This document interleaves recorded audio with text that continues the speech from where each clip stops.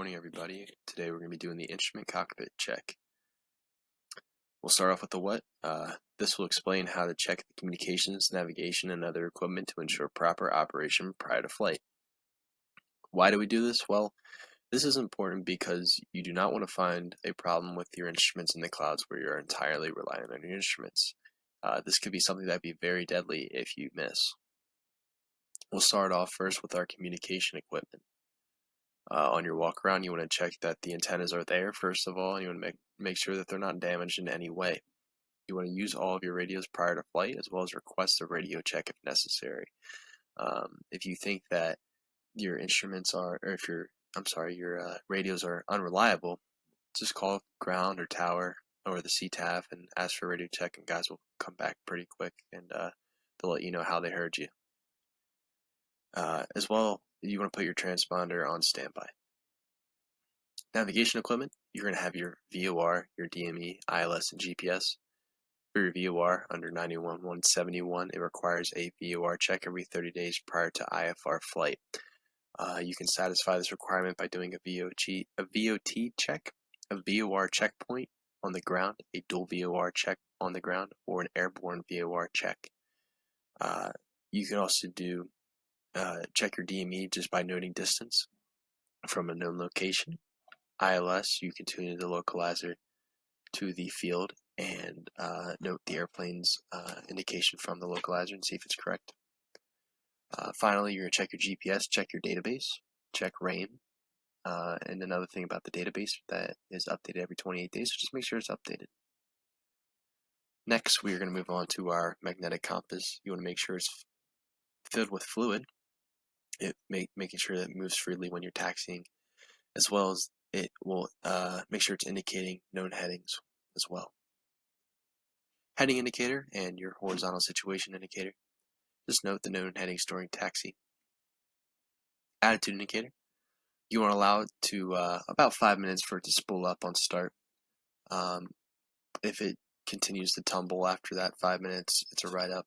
Note the horizon bar as well. You want to make sure that the horizon bar is showing what the airplane is actually sitting on. So that would be something to check, as well as make sure you should know that the attitude indicator will be unreliable if it shows more than 5 degrees pitch or bank during taxi. Next, we'll move on to the altimeter. Make sure you check the maintenance logs for the static system and altimeter check within the 24 calendar months. That's under 91.411. Check your static ports. Make sure they're clean, clear of any ice, especially if it's in cold operations. You want to set the current altimeter setting in the altimeter in the Colesman window there, and then make sure that it's showing within 75 feet of the airport elevation. And if it's showing greater than 75 feet of the airport elevation, that's a write-up. Your turn and slip indicator and your torque coordinator. During taxi, you want to make sure the ball moves freely to the outside of the turn, and then you want to make sure the miniature airplane moves as well. Now, if you're going straight, the miniature airplane will show straight and level flight. If you're going to the left, the airplane will show a bank to the left, and if you're turning right, the airplane will show a bank to the right. Vertical speed indicator, you want to check the maintenance logs for the static system within the 24 calendar months, once again under 91.411. And then you want to note and set the level indication. So if it's showing, in a steam gauge at least, sometimes it could show a little bit above level. So as long as you note that it is a little bit above level, that's how you know you're not going to get any rate of climb, or that's how you know it's your level spot. Next, we'll talk about the airspeed indicator. Once again, you're checking those maintenance logs for the static system check within the 24 calendar months. You want to confirm that the pitot heat is working on the pitot head, so that if any ice gets in the pitot tube and blocks from getting an airspeed reading, make sure that pitot heat will get it out of there. Also, you want to note that you get your an increase in airspeed on the takeoff roll. Now, what I like to do is I like to say airspeed alive once it does come alive, so that I know that, okay, it is working. Your outside air temperature. Now, you just want to note that indication as well. You can cross-reference with a METAR and see if it is showing indeed around what the METAR is showing. There could be some variation, obviously, if it's an older METAR, but yeah, check that and cross-check it. Your clock. Set the correct time and confirm that it's operational.